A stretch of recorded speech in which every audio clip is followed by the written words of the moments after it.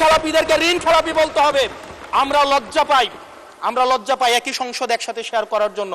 যারা জনগণের টাকা ব্যাংক থেকে তুলে নিয়ে ঋণ খেলাপি হয়ে আবার জনগণের প্রতিনিধিত্ব করতে আসে, এই ঋণ খেলাপিদেরকে শাস্তির আওতায় আনতে হবে। ঘি খাও তাও সুখে থাকো, এটাকে ওনারা এভাবে নিয়েছেন। ঋণ করো, ঋণ খেলাপি হও, তাও নির্বাচন অংশগ্রহণ করো। আপনি একই সাথে বলছেন আপনি মাছ মুচমুচে করে ভাজবেন, আবার একই সাথে বলছেন আপনি তেলটা কম দিবেন। 28-এর পরে কয়টা সংখ্যা হয় আমি আর্টস ইংলিশ ডিপার্টমেন্টের ছাত্র, আর্টস ব্যাকগ্রাউন্ডে পড়াশোনা করছি, আমার মাথায় আসে না 28-এর পরে কয়টা সংখ্যা হয়। 28-এর পরে না, 28-এর পরে 9টা না, এটাও হয় নাই। যেই মিডিয়া তারেক রহমানকে, মাননীয় প্রধানমন্ত্রী তারেক রহমানকে দেশদ্রোহী হিসাবে ফ্রেমিং করেছে, সেই মিডিয়ার অ্যাডভাইজার হিসেবে আজকে বসুন্ধরা গ্রুপে আজকে এই সরকার দলীয় সংসদ সদস্যদের অনেকেই তারা সেখানে যুক্ত। মাননীয় স্পিকার, এই বাজেট সেশনে এই বাজেটকে বিভিন্ন পক্ষ থেকে বিভিন্ন বিশেষণে বিশেষায়িত করা হচ্ছে। কোনো পক্ষ বলছে এটি ওভার অ্যাম্বিশিয়াস, কেউ বলছে এটা বাস্তবায়ন অযোগ্য, কেউ বলছে সাহসী। এই বিশেষণের ঊর্ধ্বে উঠে আমরা আমাদের জায়গা থেকে কিছু প্রশ্ন করতে চাই।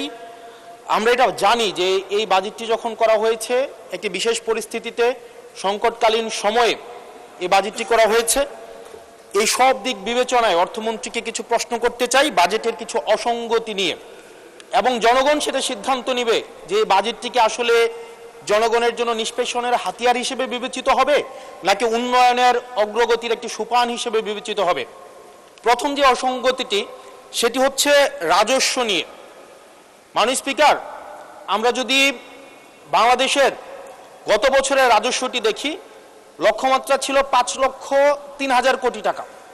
সেই জায়গায় 11 মাসে অর্জিত হয়েছে 4,60,000 কোটি টাকার মতো। হাতে আছে আর 1 মাস, ধরে নিচ্ছে 48,000 কোটি টাকা সেখান থেকে আমাদের লক্ষ্যমাত্রা অর্জিত হবে। তার মানে আমাদের অর্জিত হচ্ছে 4 লক্ষ কোটি টাকা, 3,60,000 কোটি টাকা প্লাস 40,000 কোটি টাকা, অর্থাৎ হচ্ছে 4 লক্ষ কোটি টাকা। মাননীয় স্পিকার, এই বাজেটে রাজস্বের লক্ষ্যমাত্রা নির্ধারণ করা হয়েছে 6,95,000 কোটি টাকা, অর্থাৎ প্রায় 74% লক্ষ্যমাত্রা বৃদ্ধি করা হয়েছে। পৃথিবীর সব দেশে তাবৎ অর্থনৈতিক ব্যবস্থায় বাজেটের যে রাজস্বের যে প্রবৃদ্ধি থাকে সেটি 10 থেকে 12% একটা আইডিয়াল একটা ফিগার। সেই জায়গা থেকে মাননীয় অর্থমন্ত্রীর কাছে আমার প্রশ্ন, সারা দেশে বা বিগত রাজস্ব কালেকশনের যদি আমরা হিস্ট্রিটা দেখি, 10 থেকে 12%-এর জায়গায় সরকারের কাছে এমন কি মেকানিজম রয়েছে যে মেকানিজমের মধ্য দিয়ে প্রায় আমরা 75% আমরা রাজস্ব নতুন করে আমরা সংগ্রহ করতে পারবো। মাননীয় স্পিকার, সেই জায়গা থেকে আমরা বলছি যে এই যে রাজস্বের যে মাত্রাটি নির্ধারণ করা হয়েছে এবং এনবিআর এর যে সক্ষমতা রয়েছে সেটি বিবেচনায় এই বাজেটটির লক্ষ্যমাত্রা রাজস্বের ক্ষেত্রে কতটা অর্জিত হবে সেটি আসলে আমরা সন্দেহ প্রকাশ করছি। দ্বিতীয়ত, কিছুক্ষণ আগে একজন বলে গেলেন, একজন মাননীয় সংসদ সদস্য, যে আমাদের দেশের ইনভেস্টমেন্ট ফ্রেন্ডলি একটা এনভায়রনমেন্ট ক্রিয়েট করা হয়েছে। মাননীয় স্পিকার, 100 টাকার যদি আমি বাংলাদেশে ব্যবসা করি, আমাকে কর্পোরেট ট্যাক্স দিতে হয় 27.5%, অর্থাৎ আমি সেখানে 100 টাকার মধ্যে আমার পকেটে থাকে আর 72.50 টাকা, 72.5 টাকা। এই 72.5 টাকার মধ্যে আমার ডিভিডেন্ড ট্যাক্স সারচার্জ সহ আমাকে দিতে হয় মাননীয় স্পিকার 40%, অর্থাৎ আমার পকেটে তখন থাকে 43.5 টাকা। এই 43.5 টাকা আমি 100 টাকা ইনকাম করি, আমার সর্বসাকুল্যে আমার ট্যাক্স চলে যায় 56.5%। আমরা যদি মালদ্বীপের দিকে তাকাই, আমরা যদি সিঙ্গাপুরের দিকে তাকাই, মালয়েশিয়ার দিকে তাকাই, সেখানে এই কর্পোরেট ট্যাক্স হচ্ছে 0%। আমরা যদি শ্রীলঙ্কার দিকে তাকাই 15%, নেপালের দিকে যদি তাকাই তাহলে সেটা 5%। শুধু সরকারের সমালোচনার খাতিরে না, আমরা নির্মোহভাবে কনস্ট্রাকটিভ ক্রিটিসিজমের জায়গা থেকে আমরা বলছি এই 56.5% কর্পোরেট ট্যাক্স এবং ডিভিডেন্ড ট্যাক্স বিদ্যমান রেখে এটা ডোমেস্টিক ইনভেস্টমেন্টকেও প্রমোট করবে না এবং ফরেন ইনভেস্টমেন্টকেও প্রমোট করবে না। যে বিজনেসম্যান আমার সিঙ্গাপুরে বিজনেস করতে পারবে 0% ট্যাক্স দিয়ে, সেই বিজনেসম্যান 56.5% ট্যাক্স দিয়ে সেই বাংলাদেশে বিজনেস করতে আসবে না। মাননীয় স্পিকার, আমরা সেই জায়গা থেকে প্রত্যাশা করেছিলাম যে এই বাজেট একটা ইনভেস্টমেন্ট ফ্রেন্ডলি একটা বাজেট হবে এবং কর্পোরেট ট্যাক্সের একটা সহনশীল মাত্রায় কর্পোরেট ট্যাক্সকে রিডিউস করা হবে। হতাশ হয়েছে মাননীয় স্পিকার। মাননীয় স্পিকার, আমরা যদি পরবর্তী যে অসঙ্গতিটা, সেটা হচ্ছে মূল্যস্ফীতি এবং জিডিপির যে লক্ষ্যমাত্রা নির্ধারণ করা হয়েছে, বর্তমানে মূল্যস্ফীতি হচ্ছে 9.4% এবং আমরা যদি খাদ্যপণ্যের মূল্যস্ফীতি ধরতে যাই সেটা 12%-এরও বেশি। এখন এই বাজেটে নির্ধারণ করা হয়েছে মূল্যস্ফীতি সেটা আমাদের 7.5%-ই রিডিউস করা হবে। পৃথিবীর সব দেশে, সব বাজেটে, সব অর্থনৈতিক ব্যবস্থায় মূল্যস্ফীতিকে নিয়ন্ত্রণ করার স্বীকৃত মাধ্যম হচ্ছে দুইটা। একটা হচ্ছে উচ্চ হারে সুদ নির্ধারণ করা অথবা গভর্নমেন্ট এক্সপেন্ডিচার কমিয়ে নিয়ে আসা। আমাদের একটা অর্থ বছরে 1,40,000 কোটি টাকার একটা নির্ভরশীল অর্থনীতি বিদ্যমান রেখে আমরা কিভাবে মূল্যস্ফীতিকে আমরা 7.5%-এ নিয়ে আসব, এই যে স্ববিরোধী যে অবস্থানটা, এই জায়গাটা আমাদের কাছে আসলে মাননীয় স্পিকার স্পষ্ট না। আপনি একই সাথে বলছেন আপনি মাছ মুচমুচে করে ভাজবেন, আবার একই সাথে বলছেন আপনি তেলটা কম দিবেন। এই যে স্ববিরোধী অবস্থানটা, এটা আমাদের সাধারণ মানুষের কাছে এটা স্পষ্ট হতে হবে। মাননীয় স্পিকার, আমরা এই সংসদে দেখেছি মাননীয় প্রধানমন্ত্রী নিত্য প্রয়োজনীয় দ্রব্যের দাম নিয়ন্ত্রণের যেই সুপারিশটি করেছেন এবং যেই বিষয়ে বলেছেন, এটির জন্য জনগণ বাহবা দিয়েছেন। আবার গত পরশুদিন মাননীয় অর্থমন্ত্রীকে আমরা দেখলাম আমাদের খুবই নিত্য প্রয়োজনীয় আমাদের কাপড়, রড সিমেন্ট, তারপর হচ্ছে নিত্য প্রয়োজনীয় 16টি দ্রব্যের মধ্যে উনি ট্যাক্স বসানোর কথা বলেছেন। এখন মাননীয় স্পিকার, প্রশ্নটি হচ্ছে এই নিত্য প্রয়োজনীয় দ্রব্যটিতে যখন ট্যাক্স বসাবে, দিন শেষে বিক্রেতা কিন্তু এই ট্যাক্সের বোঝাটি আমাদের তৃণমূলের যে ক্রেতারা থাকবেন এই ক্রেতাদের থেকেই কিন্তু এই ট্যাক্সটি মাননীয় স্পিকার যাবে। সুতরাং যখন বলা হয়েছে নিত্য প্রয়োজনীয় দ্রব্যের দাম কমানো হবে, আবার বলা হচ্ছে ট্যাক্স বাড়ানো হবে, এটিও কিন্তু মাননীয় স্পিকার একটি সাংঘর্ষিক অবস্থায় রয়েছে। সুতরাং যদিও বলা হয়েছে নিত্য প্রয়োজনীয় দ্রব্যের দাম কমাবে, সেই জায়গায় নিত্য প্রয়োজনীয় দ্রব্যের দাম দিন শেষে কমবে না, কারণ এই ট্যাক্সের বোঝাটি দিন শেষে আমার আপনার মতো সাধারণ মানুষের উপরে চেপে বসবে। দিন শেষে এই জায়গাটি হচ্ছে মাননীয় স্পিকার প্রশ্নবিদ্ধ। মাননীয় স্পিকার, আমরা সরকার দল থেকে একটি কমিটমেন্ট পেয়েছিলাম নির্বাচনের আগে, সেটি হচ্ছে আগামী 5 বছরে এই 4 মাস সহ 1 কোটির উপরে কর্মসংস্থান নিশ্চিত করা হবে। 1 কোটি কর্মসংস্থান। এখন প্রত্যেক মাসে আপনার 1.5 লক্ষ কর্মসংস্থানেরও বেশি।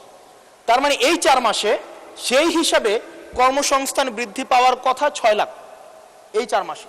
আপনাদের কাছে প্রশ্ন, মাননীয় অর্থমন্ত্রী, এই 4 মাসে কয়টি কর্মসংস্থান নিশ্চিত হয়েছে? আদৌ কি 6 লাখ কর্মসংস্থান নিশ্চিত হয়েছে? যদি হয়ে থাকে সেই কর্মসংস্থানগুলো কোথায়? সেই চাকরিগুলো কোথায়? যারা শিক্ষিত হয়ে সার্টিফিকেট হাতে নিয়ে চাকরির জন্য দুয়ারে দুয়ারে যাচ্ছে, ক্ষুদ্র ঋণের জন্য দুয়ারে দুয়ারে যাচ্ছে, আসলেই কি আমরা এই 6 লাখ কর্মসংস্থান আমরা সৃষ্টি করতে পেরেছি কিনা, নাকি নির্বাচনের আগে সেটি শুধুমাত্র প্রতিশ্রুতির মধ্যেই সীমাবদ্ধ থাকবে? এই বিষয়টি আমাদের স্পষ্ট হতে হবে। মাননীয় স্পিকার, আমরা প্রাচীন একটি ভারতের একটা প্রবাদ আছে, এই যে আমাদের একটি সান্ধ্যকালীন সংসদ চলছে, আমাদের মধ্যে একটি আলস্য ঝেঁকে বসেছে, আমরা একটু এখন বিশ্রামের একটা আগ্রহ সৃষ্টি হচ্ছে। এরকম একটা বিশ্রামের সময়ে এক ভারতের প্রাচীন ভারতের একটা প্রবাদ আছে। সেই প্রবাদে একজন বলেছিলেন যে ঋণং কৃতা ঘৃতং পিবেত যাবৎ জীবন সুখেং কিবত। অর্থাৎ ঋণ করে প্রয়োজনে ঘি খাও, তাইলেও সুখে থাকো। ঋণ করো, ঘি খাও, পরের ধনে পুদ্দারি করো, ঋণ করে ঘি খেয়ে জমিদারি করো, তাও ঋণ করো। আমার কাছে মনে হচ্ছে মাননীয় স্পিকার, এই প্রবাদটিকে সরকারি দলের কিছু সদস্য খুব সিরিয়াসলি নিয়েছেন, নিয়ে ওনারা ঋণ করো, ঘি খাও, তাও সুখে থাকো, এটাকে ওনারা এভাবে নিয়েছেন, ঋণ করো, ঋণ খেলাপি হও, তাও নির্বাচন অংশগ্রহণ করো। মাননীয় স্পিকার, আমরা দেখলাম এই সংসদে আমরা মাননীয় অর্থমন্ত্রীর কাছ থেকে আমরা কোনো স্পষ্ট কোনো কর্মসূচি আমরা পাই নাই। কিভাবে ব্যাংকগুলোকে যেভাবে দলীয়করণ করা হয়েছে, ব্যাংকগুলোকে দীর্ঘ 17 বছর ধরে ব্যাংকের টাকা ঋণের নামে যেভাবে বিদেশে পাচার করা হয়েছে, সেই পাচারকৃত টাকাকে কিভাবে উদ্ধার করা হবে, সেটার কিন্তু সুস্পষ্ট আমরা কোনো পলিসি পাই না। মাননীয় স্পিকার, আমরা গভর্নর সাহেবকে মাঝে মাঝে আমরা একটু আক্ষেপ প্রকাশ করতে দেখি, 4,80,000 কোটি টাকা বিদেশে পাচার হয়েছে, সেটাকে কিভাবে আনা যাবে সেটা নিয়ে আক্ষেপ প্রকাশ পর্যন্ত আমরা দেখি। মাননীয় স্পিকার, এই যে ঋণ খেলাপি যারা আছে, নির্বাচনের আগে একটা কমন একটা স্ট্রাকচার, 5 বছর কোনো খোঁজখবর থাকে না, তফসিলের আগে সেখানে একটু কোর্টে যাবে, কোর্টে গিয়ে ওই ঋণ খেলাপির উপরে এই অর্ডারটার উপরে একটা স্টে দিবে এবং 2% দিয়ে আবার রিশিডিউল করাবে, রিশিডিউল করিয়ে আবার নির্বাচনে অংশগ্রহণ করবে, বিভিন্ন জায়গা থেকে টাকা পয়সা উঠায়া, এবং আগামী 5 বছর আবার এই ঋণ নিয়ে কোনো ধরনের আর কোনো খোঁজখবর থাকে না। জনগণের টাকা নিয়ে এই বিলাসিতা বন্ধ করতে হবে এবং ঋণ খেলাপিদেরকে ঋণ খেলাপি বলতে হবে। আমরা লজ্জা পাই একই সংসদ একসাথে শেয়ার করার জন্য, কারণ তারা জনগণের টাকা মেরে, যারা জনগণের টাকা ব্যাংক থেকে তুলে নিয়ে ঋণ খেলাপি হয়ে আবার জনগণের প্রতিনিধিত্ব করতে আসে, এই ঋণ খেলাপিদেরকে শাস্তির আওতায় আনতে হবে। এবং তারা যখন সংসদ সদস্য হয়ে নির্বাচিত হওয়ার পরেও যদি তারা ঋণ খেলাপি হয়, এমন একটি আইন প্রণয়ন করতে হবে তাদের সংসদ সদস্য পদ যেন বাতিল হয়। সেটি শুধুমাত্র সরকার দলের জন্য না, শুধু বিরোধী দলের জন্য না, সেটি বাংলাদেশের উন্নতি, প্রগতি এবং সমৃদ্ধির জন্য সেটি প্রয়োজন। এবং পরবর্তী প্রজন্মের কাছে আমাদের দায় মুক্তির জন্য এটি প্রয়োজন। মাননীয় স্পিকার, আমাদের যেই জায়গায় টাকা পাচার করা হয়েছে, অন্তর্বর্তীকালীন সরকার একটি শ্বেতপত্র প্রকাশ করেছে। এই শ্বেতপত্রতে দেখানো হয়েছে 28 লক্ষ কোটি টাকা হচ্ছে বিদেশে পাচার করা হয়েছে। 28-এর পরে কয়টা সংখ্যা হয়, আমি আর্টস ইংলিশ ডিপার্টমেন্টের ছাত্র, আর্টস ব্যাকগ্রাউন্ডে পড়াশোনা করছি, আমার মাথায় আসে না 28-এর পরে কয়টা সংখ্যা হয়। 28-এর পরে 9টা না, এটাও হয় নাই। 28-এর পরে 28 লক্ষ কোটি টাকা বিদেশে পাচার করা হয়েছে। এখন মাননীয় স্পিকার, যারা পাচার করেছে তারা সদর্পে এখন হচ্ছে মাননীয় স্পিকার গুলশান, বনানী, ধানমন্ডি, এই দেশে এখন বুক ফুলিয়ে চলাফেরা করে। মাননীয় স্পিকার, আমরা দেখেছি অন্তর্বর্তীকালীন সরকারের সময় বসুন্ধরার পুত্র সুবহান দেশে ঢোকার সাহস পায় নাই, আমরা দেখেছি আনবির দেশে ঢোকার সাহস পায় নাই, কিন্তু এই সরকার নির্বাচিত হয়ে আসার পরে আমরা দেখেছি সদর্পে এই সুবহানের পুত্র, এই ধর্ষক দেশে ঢুকেছে। মাননীয় স্পিকার, অন্তর্বর্তীকালীন সরকারের সময় দুর্নীতি দমন কমিশন বসুন্ধরার বিরুদ্ধে মামলা করেছে। আমরা দেখেছি এই মামলার কি অগ্রগতি হয়েছে সেটা আমরা জানতে চাই আন্ডার টেবিল কোনো ধরনের সমঝোতা হয়েছে কিনা। যদি সমঝোতা না হয়ে থাকে তাহলে তাদের বিরুদ্ধে আইনগত ব্যবস্থা নিতে বাধাটা কোথায় সেটা বাংলাদেশের মানুষের সামনে প্রকাশ করতে হবে। মাননীয় স্পিকার, অন্তর্বর্তীকালীন সরকার এই বসুন্ধরা গ্রুপ যারা বিদেশে টাকা পাচার করেছে, মানুষের সম্পদ দখল করেছে এবং মিডিয়ার মধ্য দিয়ে আওয়ামী লীগের গুম খুন হত্যাকে যারা বৈধতা দিয়েছে, তাদের খুঁটির জোর কোথায় সেটা আমরা জানতে চাই। মাননীয় স্পিকার, আমরা মাননীয় স্পিকার অবশ্য শুনতে পেয়েছি, বললে অবশ্য অনেকে রাগ করে। মাননীয় সদস্য, আপনার সময় শেষ হয়ে গেছে, তারপরেও চিফ হুইপ মহোদয় অনুরোধ করেছেন আরো 3 মিনিট বাড়ানো হলো। থ্যাংক ইউ মাননীয় স্পিকার। মাননীয় স্পিকার, আমরা শুনতে পেয়েছি বা দেখতে পাই এবং সরকার দলেরই অনেকে মাঝে মাঝে আমাদের কাছে এসে দুঃখ প্রকাশ করে যে আসলে আমরা জেল খেটেছি, আমরা কষ্ট করেছি, আমাদের সন্তানদের সাথে আমরা থাকতে পারি নাই, কিন্তু আমাদের দলে কিছু কিছু মানুষ বসুন্ধরার অ্যাডভাইজর হিসেবে কাজ করে, তাদের মিডিয়ার অ্যাডভাইজর হিসেবে কাজ করে। মাননীয় স্পিকার, যেই মিডিয়া তারেক রহমানকে, মাননীয় প্রধানমন্ত্রী তারেক রহমানকে দেশদ্রোহী হিসাবে ফ্রেমিং করেছে, সেই মিডিয়ার অ্যাডভাইজর হিসেবে আজকে বসুন্ধরা গ্রুপে আজকে এই সরকার দলীয় সংসদ সদস্যদের অনেকেই তারা সেখানে যুক্ত। মাননীয় স্পিকার, এটা আমাদের জন্য না, বরং তাদের সহকর্মীদের জন্য এটি তাদের হৃদয়ে রক্তক্ষরণ হয়, সেটি আমরা জানি। মাননীয় স্পিকার, এই বসুন্ধরার বিরুদ্ধে যারা কথা বলে তাদের বিরুদ্ধে মিডিয়া লেলিয়ে দেওয়া হয়। মাননীয় স্পিকার, আমরা যারা ঋণ খেলাপি, যারা ব্যাংকগুলোকে দখল করেছে, যারা গণতন্ত্র পথকে রুদ্ধ করেছে, গুম খুনের বৈধ, একটু ওয়েট করেন, সময় তো দিবে, আসতেছে, শেষ হোক। যারা গুম খুনের, আমি আপনাকেই বলছি মিস্টার হাসান, এদিকে আমি অ্যাড্রেসিং ইউ মাননীয় স্পিকার, যারা গুম খুনের বৈধতা উৎপাদন করেছে তাদের বিরুদ্ধে আমরা অন্তত বিএনপি থেকে স্ট্রিক্ট আমরা অ্যাকশন দেখতে চাই। মাননীয় স্পিকার, মাননীয় প্রধানমন্ত্রী প্রতিশোধ পরায়ণ হন নাই, আমরা সেটাকে ওয়েলকাম জানাই।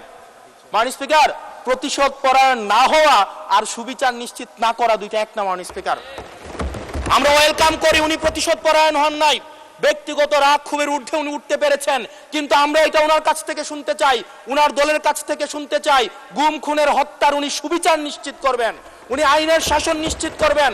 এবং এতদিন ধরে যারা মিডিয়াকে, যারা নিয়ন্ত্রিত মিডিয়ার মাধ্যমে এই ফেসিবাদের পক্ষে যারা বয়ান উৎপাদন করেছেন তাদের বিরুদ্ধে উনি সুবিচার নিশ্চিত করবেন মাননীয় স্পিকার।